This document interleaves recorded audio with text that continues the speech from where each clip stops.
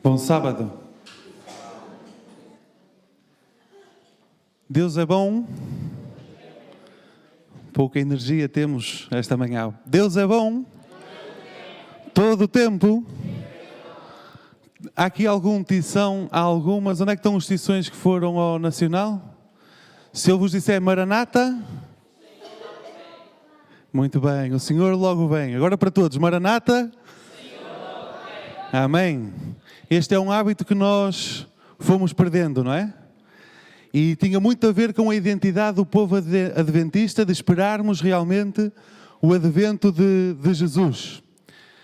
Sabem que para não me enganar, vou verificar, em 1984, houve um escritor, um compositor de músicas, e cantor também, chamado Leonard Cohen, que escreveu e compôs uma das músicas que é considerada uma das músicas mais bonitas que foi feita até hoje. Vocês conseguem adivinhar que música é? Muito bem. A música Aleluia. E é curioso porque já houveram centenas e centenas de outros cantores que fizeram versões diferentes desta música. Nós temos até versões que são cristãs, que realmente pegaram na melodia e no coro e mudaram as estrofes para que realmente fosse uma música que adorasse a Deus. Mas o que é mais curioso é que a sua versão original, escrita por Leonard Cohen e que a maioria das pessoas conhecem, ela não é uma música cristã, mas fala de uma personagem bíblica. Vocês sabem qual é? Fala de Davi. É um bocadinho triste porque a música não fala de um dos melhores momentos da vida de Davi. Podia ser sobre como Davi derrotou Golias, podia ser como Davi foi chamado um homem segundo o coração de Deus, mas infelizmente a música se centra no grande pecado de Davi, ou um dos grandes pecados de Davi. Mas sabem que Davi é um personagem bíblico que nós realmente muitas vezes ouvimos falar. E eu gostaria de hoje que nós pudéssemos fazer um exercício, que nós pudéssemos comparar um pouco Davi a uma personagem bíblica do Novo Testamento, que é o jovem rico. O jovem rico, nós podemos abrir as nossas Bíblias em Mateus, no capítulo 19. Mateus 19, a partir do versículo 16, nós encontramos a história do jovem rico. E a história de Davi, ela encontra-se em vários livros até do Antigo Testamento. Mas quando nós olhamos para estas duas personagens, nós podemos pensar que elas não têm nada em comum. Davi foi um homem que tomou no seu coração a decisão de seguir a Deus.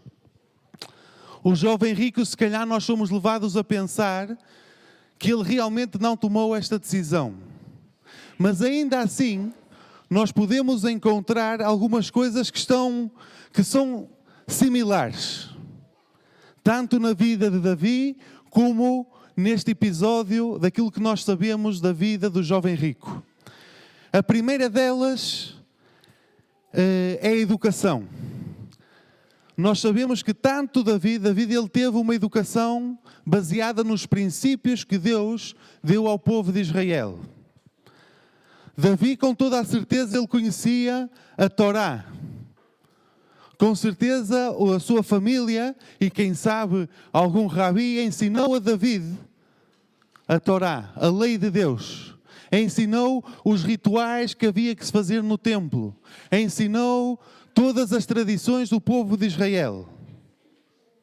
O jovem rico, muito provavelmente, ele não se tornou rico.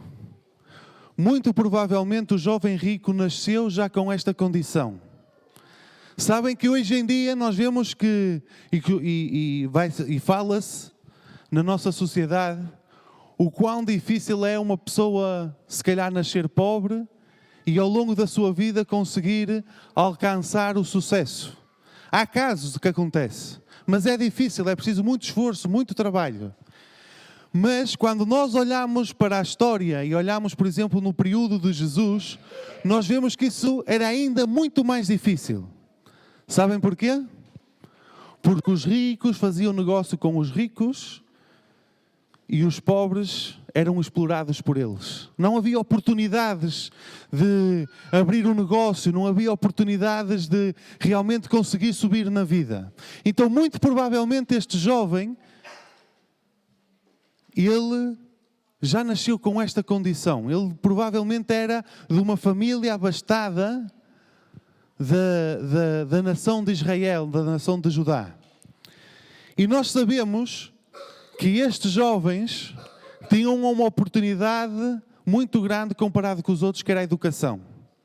Eles, desde os 3 anos de idade, eles começavam a aprender a ler e a aprender os princípios da Torá. Antes de chegar à adolescência, eles tinham que saber a Torá de memória. Provavelmente este jovem rico, que nós estamos aqui a falar, ele teve a melhor educação possível.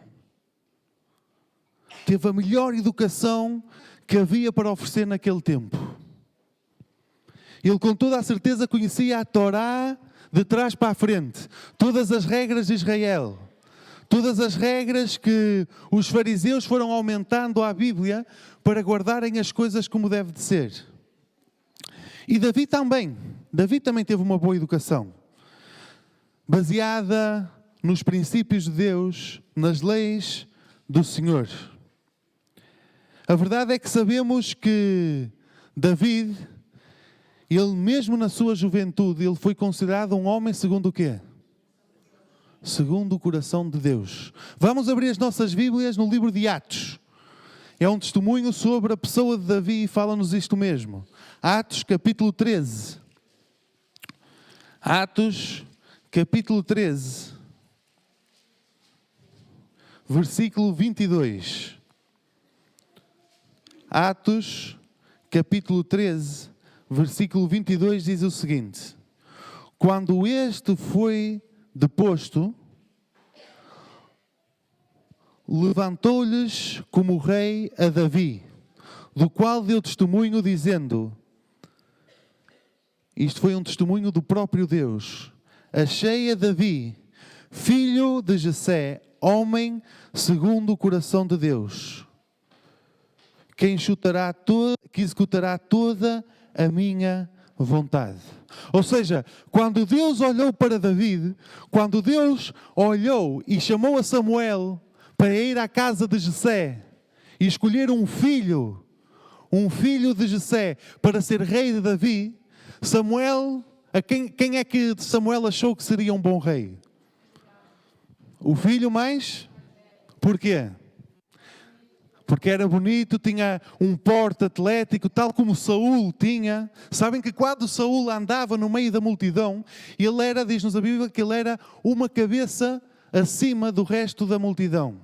Ou seja, podemos imaginar um homem com um porte atlético, uma altura incrível. E o filho mais velho de Jessé era assim. Mas ainda assim, Deus escolheu a David. Porquê? Porque Deus não olhou para quê? Para o exterior. E viu em Davi um homem que podia, um jovem, um menino, que podia e ia ser fiel ao seu Deus.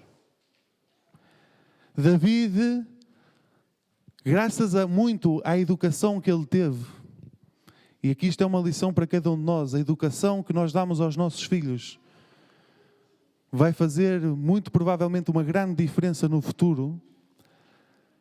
Mas David, potenciado por aquilo que o seu pai lhe ensinou, por a educação que ele teve, e ele era um jovem, um menino com um coração que Deus atreveu-se a dizer que ele tinha um coração segundo a sua vontade.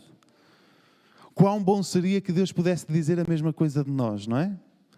Que fôssemos homens, mulheres, jovens, crianças, segundo o coração de Deus. E sabem que quando nós olhamos para o jovem rico, em Mateus no capítulo 19, nós vemos que quando ele vai ter com Jesus, ele faz uma pergunta a Jesus. No versículo 16, ele faz uma pergunta a Jesus que é: Mestre, que bem farei para conseguir a vida eterna? E Jesus respondeu-lhe que ele tinha que guardar o quê? Tinha que guardar os mandamentos. E qual foi a resposta do jovem rico? Que já os guardava. Que desde criança ele fazia isto. Então nós vemos um paralelo aqui. Nós podemos dizer que David realmente também se preocupou em ter um coração segundo a vontade de Deus, e este jovem rico também, aparentemente, tinha esse desejo no seu coração. E ele tinha o desejo de um dia, tal como nós temos, de um dia estar na pátria celestial. Se ele estivesse aqui hoje, quando eu tivesse dito Maranata, este jovem tinha respondido: o Senhor logo vem. Porque ele realmente desejava isto. Ele desejava um dia estar na pátria celestial. Por isso é que ele vai ter com Jesus e diz: olha, o que é que eu preciso de fazer? Ou seja, no seu coração ele tinha esta vontade. E todos aqueles que estavam à volta do jovem rico testemunhavam isto deste jovem. Ele era o jovem exemplar da igreja. A cada sábado ele ia à sinagoga, ele ia ao templo. E levava o seu sacrifício ao templo para ser sacrificado, para ter perdão dos seus pecados. Se nós fôssemos transportar para os dias de hoje, o jovem rico seria o primeiro jovem a sentar-se na igreja. Seria aquele que estudava todas as semanas, vinha com a lição da escola sabatina memorizada. E ele era um jovem que queria seguir a Jesus. Nós vemos isto nesta história. Ele tinha esta vontade. Ele tinha a vontade. Ele viu em Jesus o mestre que tanto procurava. Por isso é que ele foi ter com Jesus. E Davi também era assim. Davi, desde jovenzinho, quando ele enfrenta Golias, ele sentiu que Golias desafiava o seu Deus e decidiu: não, eu vou defender o meu Deus. Ele teve fé para dizer: olha, tu vens com lança, mas eu venho com a ajuda do meu Deus. E eu vou te enfrentar. E o resultado é que Deus o ajudou e venceu. Então, de certa maneira, podemos encontrar este paralelo de fidelidade a Deus nestes dois jovens. No jovem David e no jovem rico, que tanto tinha a vontade de ter a vida eterna, que tanto tinha a vontade de conhecer a Jesus. O que é curioso é, como eu vos disse, a música de Leonard Cohen, ela centra-se no episódio em que David, está no seu jardim e vê uma mulher. E no seu coração, primeiramente ele pecou. Sabem que eu acho que David ele tinha tudo. Como nós falámos hoje na escola sabatina, que o povo de Israel via os milagres de Deus acontecer e logo em seguida Deus abre o mar vermelho e eles vão se queixar que têm sede. Não tem nada para comer, Deus faz cair o maná do céu e eles queixam-se que não têm carne. David, ele não abriu o mar vermelho, mas derrotou Golias. Foi perseguido por o rei Saul, mas Deus o protegeu. E quanto mais não falemos das vitórias que ele teve ao longo da sua vida como jovem militar e também como rei que era. Ele foi o rei que mais território conquistou para Israel. E tinha tudo para confiar em Deus. Todos os milagres diante dos seus olhos. Mas nós vemos que houve um dia que David deveria ter saído para a guerra. Deveria ter guerreado, mas ficou no conforto da sua casa. Sabem que esta palavra, conforto, é uma palavra que hoje em dia todos nós buscamos. Digam uma coisa, os bancos da igreja são confortáveis? São bons? Se calhar não. Temos conforto nas nossas casas ou procuramos ter conforto nas nossas casas? E no nosso trabalho? Gostamos da estabilidade, daquilo que é bom. Sabem que David também sentia isso. Em 2 de Samuel, e eu vos convidar a abrir, em 2 de Samuel, no capítulo 11, nós vemos esta história tão triste. E reparem que em 2 de Samuel, capítulo 11, diz-nos, a partir do versículo 1, na primavera do ano seguinte, e diz-nos claramente aqui, época em que os reis saem à guerra, que não ficam em casa, que saem e vão guerrear. Época em que os reis saem à guerra, enviou Davi a Joabe e a seus servos com ele e a todo Israel. Destruíram os filhos de Amon e sitiaram a Rabá, mas Davi, onde é que ele ficou? Ficou em Jerusalém. Uma tarde levantou-se Davi do seu leito. Uma tarde. Nós podemos imaginar, David fica em Jerusalém, mas David ele vai orar pelo seu povo, pelo seu exército, para que Deus dê a vitória. Mas não. Davi, podemos imaginar, naqueles dias que às vezes dá-nos vontade de ficar na cama, naqueles domingos, em que se calhar ouvimos a chuva a cair lá fora, ou então o sol começa a entrar por a janela e ficamos lá deitados, confortáveis. David ficou assim. E levantou-se, já era tarde. E se nós continuarmos a ler, nós vemos que David foi passear para o jardim do palácio, enquanto o seu exército lutava em nome de Deus. Ele já não era aquele jovem que foi e pôs-se diante de Golias para defender o seu Deus. Não. Ele ficou em casa, confortável. Afinal, ele era o rei de Israel. Afinal, ele tinha boas camas, tinha jardins bonitos para ver. E quando ele está neste momento de conforto, de tranquilidade, ele olha e vê uma mulher. Ele vê uma mulher chamada Batseba. E nós sabemos o que aconteceu. Ele chama esta mulher, adultera com ela, para tentar esconder o seu pecado, porque esta mulher engravidou. Ele chama a Urias, o marido de Betseba, tenta-o convencer a ficar uma noite com a sua mulher. Ele diz que não, e é curioso porque ele diz, não, eu não o faço, porque os meus irmãos estão a lutar por Deus na guerra, e eu não posso ficar aqui. Porque Urias no seu coração sabia onde devia estar a guerrear, a lutar, a enfrentar os seus inimigos, os inimigos de Deus. E por isso David envia Urias para a frente de batalha, onde Urias acaba por morrer. E nós vemos que aquele jovem que foi chamado segundo o coração de Deus, foi-se deixando estar, foi ficando em casa, confortável, na sua cama, no seu canto confortável. E pouco a pouco, Satanás conseguiu levá-lo a um ponto que o próprio David não se reconheceu a si mesmo. Porquê? Porque ele ficou confortável na sua situação.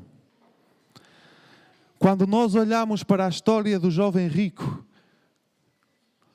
nós vemos e podemos imaginar, nós não sabemos muito da história da vida deste jovem, mas podemos imaginar que ele se sentia confortável também. Sabem porquê? Porque ele era o jovem exemplar. Segundo os judeus, no tempo de Jesus, um homem que nascia na pobreza, um homem que nascia cego ou com alguma deficiência, ou que ao longo da sua vida surgia este tipo de problema, como a lepra, como a cegueira. Sabem porquê é que eles diziam que isto acontecia? Porque tinham pecado. E então, pela lógica, se alguém era rico nesta sociedade, é porque realmente ele era fiel a Deus. Se ele era abençoado por Deus, se não tinha nenhum problema de saúde, se tinha bens materiais, é porque Deus o tinha abençoado. Então nós podemos imaginar que este jovem podia se sentir confortável, porque segundo aquilo que os homens diziam, ele era bom o suficiente para Deus lhe dar riqueza, lhe dar sucesso nos negócios, lhe dar saúde. Então ele também se sentia confortável na sua situação. Mas ele sentia-se tão confortável que talvez ele tenha, em algum momento da sua vida, olhado para os negócios do seu pai. E o seu pai disse-lhe, olha, é o momento de tu assumires. E ele assumiu os negócios do seu pai. E estava tão bem perante os olhos humanos. Cada vez tinha mais dinheiro. Cada vez fazia mais negócio. E cada vez mais as pessoas olhavam para ele com bem. Ele começou a olhar cada vez mais para o dinheiro. Quanto mais dinheiro tenho, mais as pessoas gostam de mim, mais as pessoas me seguem, mais as pessoas me consideram fiel a Deus. E começou a criar no seu coração uma vontade de ter mais e mais. E afinal ele era tão bom e Deus o abençoava tanto, ele estava tão confortável. Mas o problema é que quando chegou o momento dele tomar uma decisão por Jesus, também ele estava demasiado cômodo para se aperceber que o dinheiro tinha um lugar no seu coração que não deveria ter.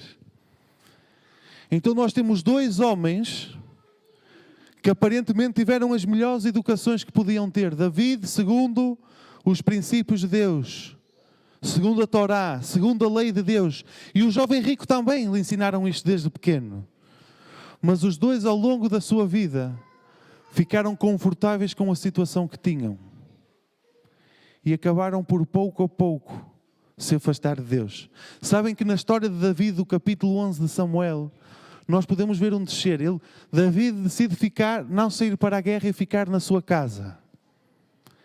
Depois poderia ter ficado a orar, como eu disse, mas não. Ele baixou ao ponto de ficar até tarde na sua cama. E depois acabou a olhar, sempre a baixar, até cometer o pecado de assassinato. E este jovem, que era chamado segundo o coração de Deus, as pessoas deixaram de reconhecer a David assim. David tinha adormecido. Tinha adormecido tanto que quando ele cometeu aquele pecado de adulterar e mandar matar um homem, ele não reconheceu o seu pecado. Foi necessário Deus chamar a Natan para lhe dizer, olha o que tu fizeste. E sabem que hoje em dia, eu corro o mesmo risco que corria Davi, o jovem rico. Eu e cada um de nós corremos um risco. Nós afinal estamos na igreja. Afinal nós sentimos que estamos na igreja que tem a verdade. Nós até guardamos o sábado. Nós até temos o nosso dia a dia e chegamos ao sábado, à sexta-feira à noite e deixamos de trabalhar.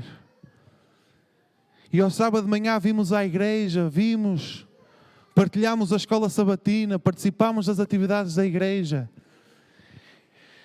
E se calhar, tal como aconteceu com David, podemos cair no conforto.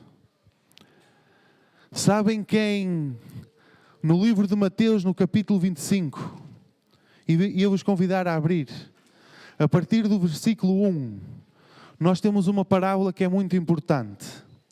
Diz assim, então o reino dos céus será semelhante a 10 virgens, que tomando as suas lâmpadas, saíram ao encontro do noivo. 5 eram insensatas e 5 prudentes. As insensatas, ao tomarem as suas lâmpadas, não levaram azeite consigo, mas as prudentes levaram azeite em suas vasilhas com as suas lâmpadas. Demorando o noivo, todas elas acabaram cochilhando e dormindo.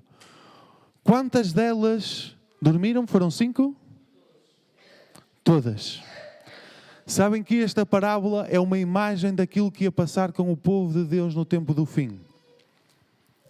E diz-nos que quantas adormeceram? Todas. David também adormeceu na sua vida. David também adormeceu. Sabem que destas 10 noivas, todas elas foram à cerimónia. Todas elas se deslocaram até o local que tinham que estar. Todas elas eram noivas de Deus. Não é que 5 fossem noivas e 5 apareceram lá e ninguém sabia quem eram. Não. As 10, Deus tinha escolhido as 10. O noivo tinha escolhido as 10. As 10 já tinham visto o noivo. As 10 levaram a luz. As 10 levaram azeite. E as mesmas 10 adormeceram. Isto é um alerta para mim e para ti também. Será que nós estamos adormecidos? Será que nós simplesmente ficamos a dormir? Tal como estas 10 noivas. Será que nós ficamos a dormir como Davi, que ficou tarde na sua cama a dormir? E quando chegou perto de Betseba, não resistiu e teve que pecar? Será que nós estamos nesta situação? Irmãos, nós temos uma necessidade. A necessidade de acordar. A necessidade de abrir os nossos olhos e de nos deixar de sentir confortáveis. Jesus profetizou que isto ia acontecer, que a igreja nos últimos tempos ia dormir. Mas cabe-me a mim e a nós individualmente procurar ter os olhos abertos. E ao contrário daquilo que David e o jovem rico fizeram, que nós possamos acordar a tempo e perceber a situação em que nós estamos. Sabem qual é a única maneira que nós temos para ficar acordados? É viver a experiência que Isaías viveu. No capítulo 6 de Isaías.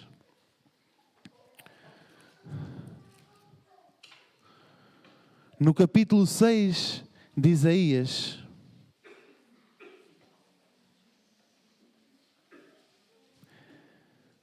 no versículo 5, Isaías é levado em visão até o santuário, até a presença de Deus. E estando na presença de Deus, Isaías percebe uma coisa. Isaías percebe-se um homem indigno. Então disse eu: ai de mim, que vou perecendo, porque eu sou um homem de lábios impuros e habito no meio de um povo de impuros lábios. E os meus olhos viram o Rei, o Senhor dos Exércitos. A única maneira de eu não adormecer, a única maneira de eu não ficar confortável tal como estou. Davi sentia-se tão confortável que ele acabou por se desligar de Deus, porque ele sentia-se bem, ele tinha feito o suficiente. Tal como o jovem rico, aos olhos dos homens, ele tinha feito tudo o que era preciso fazer. Ele tinha honrado o pai e a mãe, não tinha matado ninguém, guardava a lei de Deus, guardava os princípios judaicos do seu tempo. Por isso ele tinha feito tudo o suficiente. Estava confortável. Isaías, antes deste momento, também ele estava confortável. Ele sabia que Israel precisava de uma mensagem, mas ele estava bem. Até ao momento em que ele tem um encontro com Deus. E ele olha para Deus e percebe o quão indigno ele é. E esta é a necessidade que cada um de nós temos. De termos um encontro com Deus.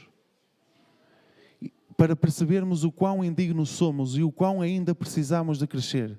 Porque nesse momento nós não vamos ficar confortáveis. Isaías aqui, ele não ficou confortável, ele ficou desconfortável. Ele não se sentia bem. E por isso é que ele disse: olha, eu sou indigno, eu preciso de me purificar. Então que nós, cada um de nós, cristãos, possamos ter este encontro com Jesus, este encontro com Deus, e que Deus nos ajude a estar desconfortáveis e a sentir necessidade de sermos ainda melhores. Um resto de um bom sábado.